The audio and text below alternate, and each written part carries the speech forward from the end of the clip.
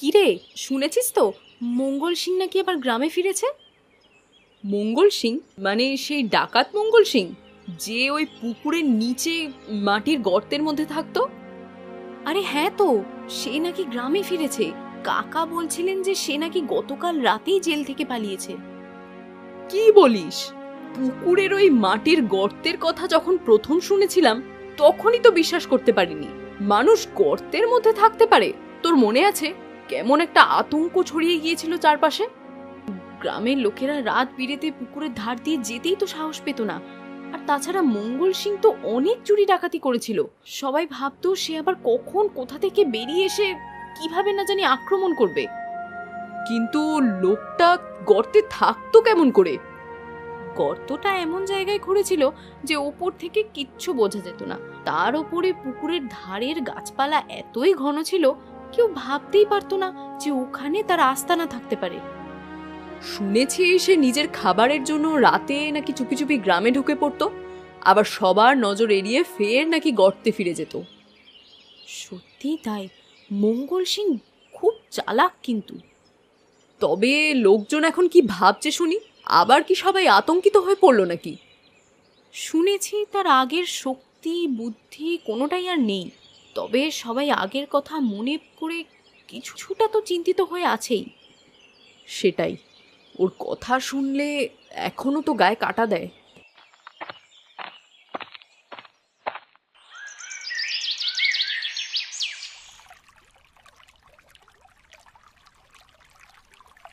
খগেন, আজকে দেরি করলি কেন? আমি অনেকক্ষণ ধরে অপেক্ষা করছি। ওই বড় রাস্তার দিকে গ্রামবাসীদের নজর বেড়েছে কাকা, তাই একটু ঘুরপথে আসতে হলো তো। তোর বিপদ তো বাড়ছে, তুই এমন করলে কদিন পরই ধরা পড়ে যাবি। আপনার কথা যদি বাইরে জানিয়ে দিই তবেই তো বিপদ। আপনি নিশ্চিন্তে থাকুন কাকা, আপনার লুকিয়ে থাকা নিয়ে আমি কোনোদিন কাউকে কিছু বলবো না। তোর বিশ্বাসই তো এতদিন বেঁচে আছি খগেন। তোর এই খাবার না পেলে কি করে টিকতাম? হ্যাঁ, কিন্তু আর কতদিন এভাবে চলবে বল দেখি? গ্রামের লোকজন একদিন না একদিন ঠিকই বুঝে যাবে যে আপনি এখানেই আছেন, তখন তো আরো বিপদ। জেলে আমি ফিরবো না খগেন, আর এখানে আমার লুকিয়ে থাকা ছাড়া কোনো উপায় কি? হ্যাঁ, আপনি চিন্তা করবেন না, আমি প্রতি রাতেই খাবার এনে দেবো যতদিন না পরিস্থিতি বদলায়। তোর এই সাহস আর বিশ্বাসী টিকে আছি। তুই যদি না থাকতিস হয়তো অনেক আগেই মারা যেতাম। আপনার উপর কেউ বিশ্বাস না করলেও আমি করি কাকা। সময় এলে দেখবো খগেন। আপাতত তোর আর দেরি করা যাবে না, তুই এখান থেকে চলে যা। কেউ দেখতে পেলে তোরও বিপদ হবে। আচ্ছা কাকা, কালকে আবার আসবো, সাবধানে থাকুন। হ্যাঁ,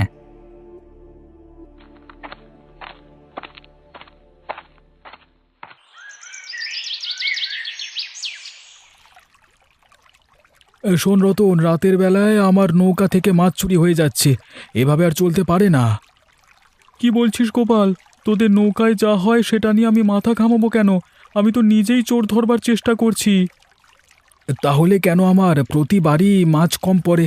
এ নিশ্চয়ই তোর কাজ। গোপাল, সাবধানে কথা বল। তুই যে আমার উপর চুরি করবার অভিযোগ তুলছিস, তার কোনো প্রমাণ আছে? প্রমাণ তো কারোর নেই, কিন্তু আর কারোর পক্ষে এটা করা সম্ভব নয়। তুই রাতে নৌকায় থাকিস, তোরই সুযোগ আছে। তোরও তো একই সুযোগ আছে গোপাল। তুই নিজেও মাছ বিক্রি করিস, তারপর বলছিস চুরি হয়েছে। তুই নিজেও তো চোর হতে পারিস। এভাবে মিথ্যে কথা বলিস না রতন, তুই জানিস আমি এসব করব না। তুই যে আমার চরিত্র নিয়ে কথা বলছিস আর মিথ্যা কথা বলছিস, তোকে কিভাবে বিশ্বাস করব? হ্যাঁ, আমি শুধু জানি প্রতিবার মাছ ধরবার পরে আমার নৌকা ফাঁকা হয়। এটা কি করে সম্ভব? কিন্তু প্রতিবার তুইও মাছ ধরিস, তুই রাতের বেলায় কি করিস সেটা তো জানা নেই। তাহলে তুই কি বলতে চাস? তুই বলছিস আমি চুরি করেছি? আমি বলছি তুই যা বলছিস তার কোনো ভিত্তি নেই। আর তোকে এটা মনে রাখতে হবে যে আমরা একই নদীতে মাছ ধরছি। চোর যদি একজন হয় তো সেটা অন্য কেউ হতে পারে। তাহলে তুই কি বলতে চাস?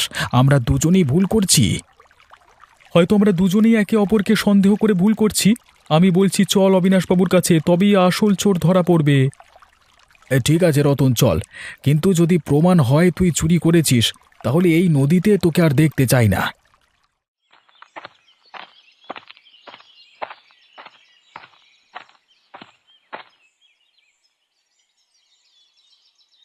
অবিনাশবাবু, আপনাকে আমাদের সমস্যার বিহিত করতে হবে। কি হয়েছে বলো আমাকে? আমাদের নৌকা থেকে রাত্রির বেলায় মাছ চুরি হয়ে যাচ্ছে। আমি বারবার রতনকে বলছি যেন সাবধানে থাকে, কিছুতেই কাজ হচ্ছে না।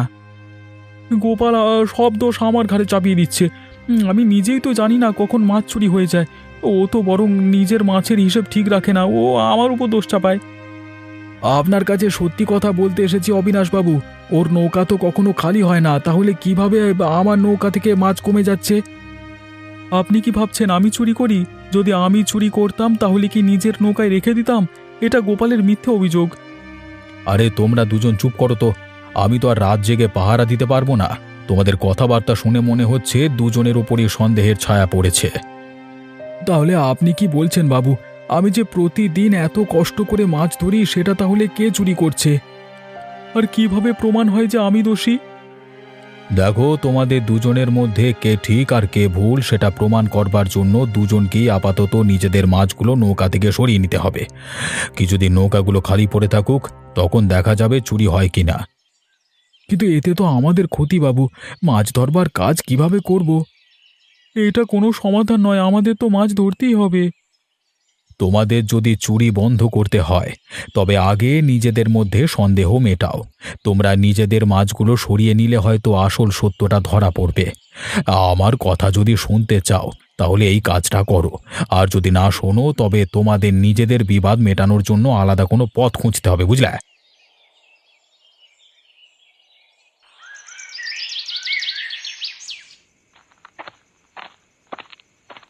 খগেন এমন সময় কোথায় যাচ্ছে? রাত তো অনেক হয়ে গেছে, দেখি একটু নজর রাখি তোর উপর। এ খগেন, খগেন দাঁড়া, তুই কোথায় যাচ্ছিস সে সময়? এই রতন, তুই এখানে কি করছিস? আমার কথা বাদ দে, তুই কেন এভাবে রাতে চুপি চুপি হাঁটছিস? মানে এভাবে গা ঢাকা দিয়ে চলছিস কেন? এই রতন, এটা এমন কিছু না, তুই বাড়ি যা। কিছু না? রাতের বেলায় তুই একা একা হাঁটছিস ছুরি নিয়ে? বল বল বল বল, কি চলছে বল। রতন, তোকে আমি কিছু বলতে পারবো না, এটা ব্যক্তিগত ব্যাপার, বুঝলি? ব্যক্তিগত ব্যাপার? তুই নদীর ধারের ঝোপে যাচ্ছিস? রতন, তোকে বলেছি না, এটা তোর জানবার বিষয় না। আমি যদি তোর কাছে কিছু চাইতাম তবে নিজেই এসে বলতাম, তুই বাড়ি যা। না খগেন, তোকে আজকে আমাকে বলতেই হবে। এভাবে রাতে চুপচাপ কোথায় যাচ্ছিস, কি করছিস? যদি ভালো কিছু করছিস তবে বলতে অসুবিধা কোথায়? এই রতন, আমি জানি তুই দোষ ধরবার চেষ্টা করছিস। তুই যদি এটা জানতে চাস তাহলে অনেক কথা জেনে যাবি। আমি সেটা শুনতেই চাই। যদি তোকে ভুল বুঝে থাকি তাহলে আমাকে সত্যিটা বল। আর যদি সত্যি কিছু লুকাচ্ছিস তাহলে তুই নিজেও বুঝবি কেন আমি তোকে সন্দেহ করছি।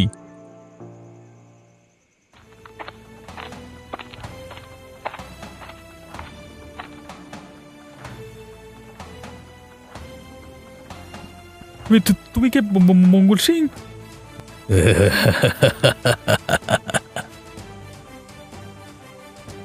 এ এ আমি কি বিপদে পড়লাম রে বাবা! আমি তো শুধু খগেন কোথায় যাচ্ছে তা জানবার চেষ্টা করছিলাম, কিন্তু এটা তো ডাকাতের এলাকা মনে হচ্ছে। খুব জানবার শখ না? এখন থাক এখানে পড়ে, বড্ড সাহস হয়েছিল না তোর, হ্যাঁ? এখন কি করব? কেউ যদি আমাকে সাহায্য না করে তাহলে এখানে পড়ে থেকে কিছুতেই বাঁচবো না।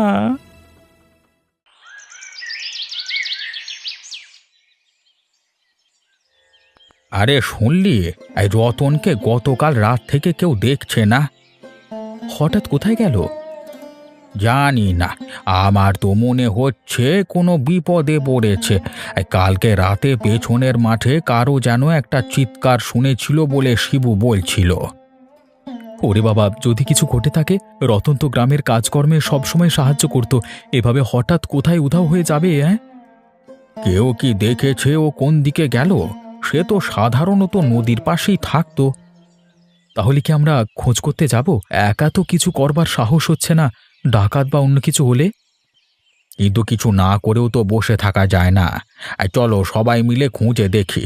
প্রথমে ওই পুকুরের ধারটা ভালো করে তল্লাশি করি।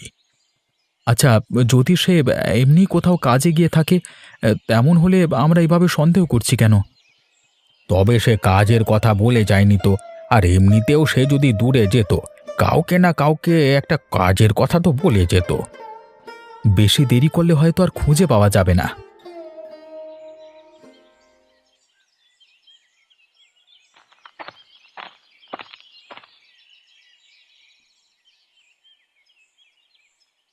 হলো গোপাল, এভাবে চুপচাপ বসে আছো কেন?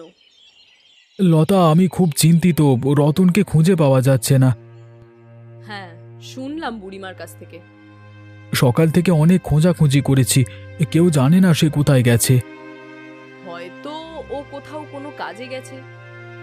ওর বাড়িতে গিয়েছিলাম, নীলিমাও খুব চিন্তিত। নীলিমা বলছে যে রতন রাতে বাড়ি ফিরে আসেনি, এমন তো কখনো হয়নি। তাহলে কি কোনো বিপদে পড়েছে রতন? আমি জানি না লতা, ও তো ভালো মানুষ, কেন এমন হলো? কালকে মাছ চুরির দোষটা ওর উপর দিয়েছি, কি জানি আমার উপর রাগ করি কোথাও চলে গেল নাকি। গোপাল, এটা তোমার দোষ নয়। তুমি তো জানতে না যে রতন চলে যাবে বা ওর সাথে এরকম কিছু একটা হতে পারে। তবু আমার দুঃখ হচ্ছে লতা, রতন ছিল আমার সবচেয়ে কাছের বন্ধু। এখন যদি ওর কিছু হয়ে যায়, আমি নিজেকে ক্ষমা করতে পারবো না। তুমি হাল ছিল না, ওর খোঁজ চালিয়ে যাও, আমরা ঠিক ওকে খুঁজে পাবো। তুমি ঠিকই বলেছ লতা, আমি এখনই আবার বের হব, যতক্ষণ না রতনের সন্ধান পাই আমি থামবো না।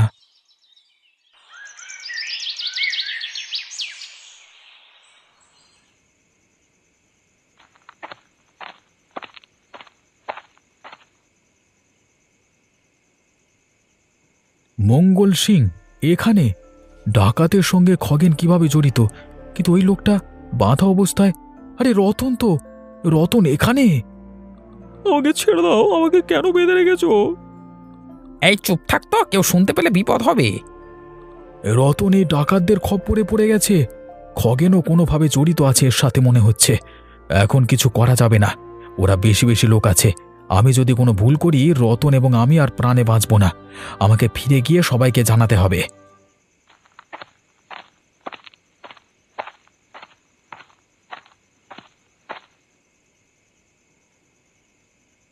অবিনাশ বাবু, আমি আপনাকে একটা জরুরি কথা বলতে এসেছি, খুব বড় বিপদ। কি হলো গোপাল, এত উত্তেজিত কেন? ঠিক করে বলো।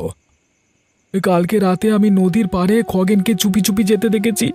আমি তাকে অনুসরণ করছিলাম, তারপর বুঝতে পারলাম ও সেখানে মঙ্গল ডাকাতের সাথে মেলামেশা করছে।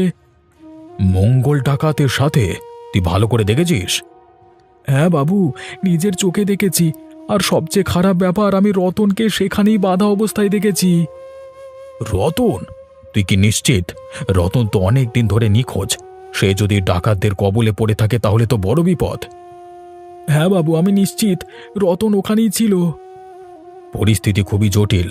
খগেন যদি সত্যি ডাকাতদের সাথে যুক্ত হয় তাহলে আমাদের সাবধানে এগোতে হবে। আপনি ঠিক বলেছেন বাবু, কিন্তু এখন কি করব? আমি তো একা কিছু করতে পারি না। আপনাকে পুরো বিষয়টা বলবার কারণই ছিল আপনি আমাদের নেতৃত্ব দিন। ঠিক আছে, এখন তো রাত হয়ে গেছে। কালকে সকালে আমরা আরও লোককে নিয়ে আলোচনা করব। তুই কাউকে কিছু বলিস না, এই কথাটা গোপনে রাখ। ঠিক আছে বাবু, আমি কাউকে কিচ্ছু বলবো না। কালকে আপনার কথা মতো কাজ করব। এখন বাড়ি যা গোপাল, সাবধানে থাকিস।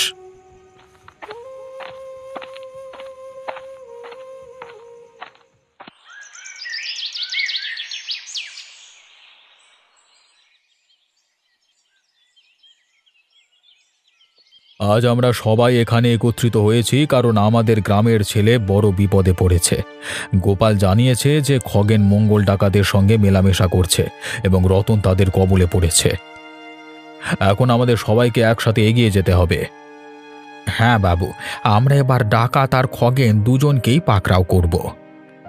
আমাদের একসাথে থাকতে হবে, কেউ যাতে আলাদা হয়ে না যায় সেটা নিশ্চিত করতে হবে। আমি গতকাল খগেনকে নদীর পাড়ের কাছে দেখতে পেয়েছিলাম, সেখানে ওরা লুকিয়ে আছে। ঠিক বলেছিস গোপাল, সবাই সাবধানে থাকবে। ডাকাতের হাতে অস্ত্র থাকতে পারে, কোনো ঝুঁকি নেব না। আমাদের মূল লক্ষ্য খগেন আর মঙ্গল সিংকে ধরা এবং রতনকে উদ্ধার করা। বাবু, যদি আমরা চারিদিক থেকে ঘিরে ফেলি তাহলে ওদের পালানোর সুযোগ থাকবে না। আমরা যারা শক্ত সমর্থ আছি তারা আগে যাই। ঠিক আছে, আমরা নদীর পাড়ের দিকে যাব।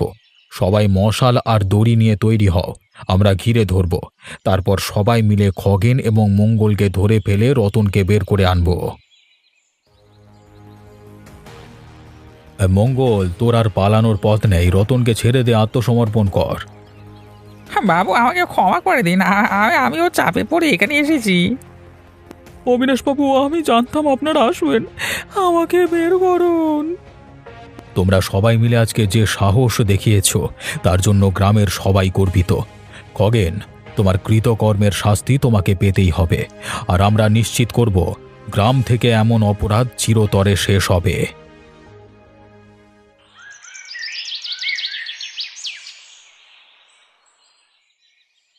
খগেন, আমরা তোমার মুখ থেকে সত্যটা শুনতে চাই। তুমি বলো, তুমি মঙ্গলকে সাহায্য করেছিলে কেন? বাবু, আমাকে মাফ করে দিন বাবু। আমি সত্যিই খুব ভুল করে ফেলেছি। মঙ্গল সিং আমাকে বলেছিল সে গোপনে গ্রামে এসে লুকিয়ে থাকবে, আর বলেছিল আমি যদি তাকে খাবার দিয়ে সাহায্য করি তাহলে। তুই জানিস না মঙ্গল সিংকে? সে গ্রামে কতবার ডাকাতি করেছে, কত মানুষকে বিপদে ফেলেছে। জানি, কিন্তু আমি খুব ভয় পেয়ে গেছিলাম। মঙ্গল সিং বলে দিয়েছিল যদি আমি তার কথা না শুনি তাহলে আমাকে বিপদে ফেলবে। আমি জানি ভুল করেছি। তুই যেটা করেছিস তার ফল তো গ্রামবাসীদের ভুগতে হয়েছে। তোর এই কাজের জন্য মঙ্গল সিং ফের গ্রামে আতঙ্ক সৃষ্টি করছে। অবিনাশবাবু, আমার মনে হয় খগেন এবং মঙ্গল সিংকে পুলিশে ধরিয়ে দেওয়া সবচেয়ে ভালো হবে। বাবু, আমাকে শেষবারের মতো ক্ষমা করে দিন বাবু। আমি আর ভুল কাজ করবো না বাবু। তুই জানতিস তাও এতদিন চুপ করেছিলিস? তোর এই চুপ থাকবার জন্য গ্রামে কি হতে পারতো সেটা ভেবে দেখ। খগেন, তোর দোষ তুই স্বীকার করেছিস, তাতে তোর শাস্তি হয়তো কমবে। দয়া করে পুলিশে দেবেন না। ঠিক আছে, আমরা তোর কথা বিশ্বাস করলাম, কিন্তু মনে রাখিস মঙ্গল সিংকে পুলিশের হাতে তুলে দেওয়া হবেই। আর তুই যদি আবার কোনো ভুল করিস তাহলে গ্রামবাসী তোকে আর মাফ করবে না। বাবু, আমি সত্যি বুঝতে পেরেছি আমি খুব ভুল করেছি। আমাকে একবার সুযোগ দিন, আমি নিজেকে সংশোধন করব।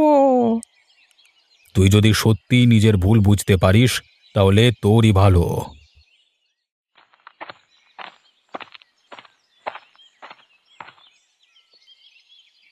রতন, তুই কি এখন আমার উপর রাগ করে আছিস? তোর কি মনে হয় তুই আমাকে যে চোরের বদনাম দিয়েছিস তা আমি ডাকাতের হাতে পড়ে ভুলে গেছি? এটা কি ভোলা এত সহজ? রতন, আমি জানি তুই আমার উপর ভীষণ রেগে আছিস, কিন্তু তুই কি জানিস আমি তোর জন্য কত চিন্তিত ছিলাম। তোকে বাঁচানোর জন্য আমি অবিনাশবাবুকে সব বলেছিলাম। হ্যাঁ, সেটা শুনেছি, কিন্তু সেদিন রাতে আমি দেখেছিলাম তোকে লুকিয়ে ডাকাত আর খগেনের কথা শুনতে। তুই সেদিন রাতেই আমাকে উদ্ধার করতে পারতিস। আমি যদি ওদের দিকে সরাসরি যেতাম ওরা হয়তো আমাকে মেরে ফেলতো। তখন তো তোকে উদ্ধার করবার কোনো সুযোগই থাকতো না। তাই আমি পরিকল্পনা করে গ্রামবাসীদের একত্রিত করে তারপর গেছিলাম। ঠিক আছে, তুই হয়তো ঠিক কাজই করেছিস, কিন্তু আমি অনেক কষ্ট পেয়েছি গোপাল। রতন, আমি সত্যি বলছি, তুই আমার সব থেকে কাছের বন্ধু। তুই এভাবে আমার উপর রাগ করে থাকলে আমি খুব কষ্ট পাই। আমাদের আবার বন্ধুত্ব ফিরিয়ে আনতে চাই রে।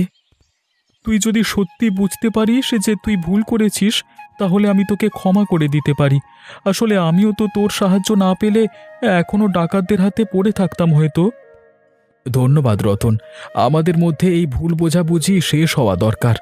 আমি চাই আমরা আগের মতো আবার একসাথে থাকি, একসঙ্গে কাজ করি। হ্যাঁ, আমি তোর কথা বুঝতে পারছি, তোকে আমি আর দোষ দিচ্ছি না। আবার আমরা আগের মতো বন্ধু হয়ে যেতে পারি।